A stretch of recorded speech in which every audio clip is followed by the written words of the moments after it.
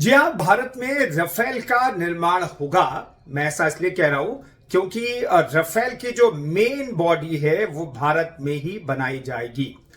दरअसल जो Rafale fighter jet है या फिर कोई भी फाइटर जेट है, जिसका फ्यूजलाज वो हिस्सा है जिस पर तमाम चीजें सेट की जाती है, यानी कि मेन बॉडी जो है फ्यूजलाज कही जाती है किसी भी फाइटर जेट की, और उसका निर्माण अब भारत में होने जा रहा है।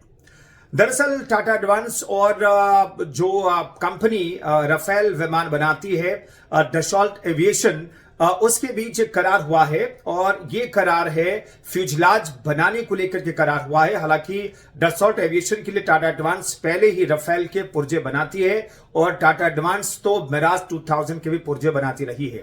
तो भारत आत्मनिर्भरता की तरफ आगे बढ़ता हुआ रक्षा क्षेत्र में दिखाई दे रहा है।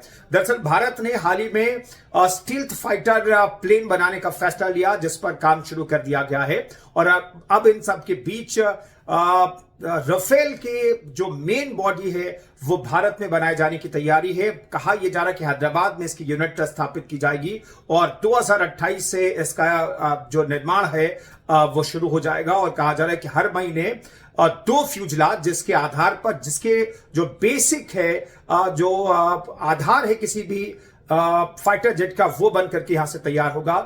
2 फ्यूजलाज यहां से तैयार होंगे, और जिसके आधार पर राफेल का निर्माण होगा। उम्मीद की जा रही है कि फ्यूजलाज का निर्माण भारत में होगा, तो आगे आने वाले वक्त में इसमें और चीजें भारत में ही बनेंगी। तो राफेल के को लेकर के ये बड़ा अपडेट है।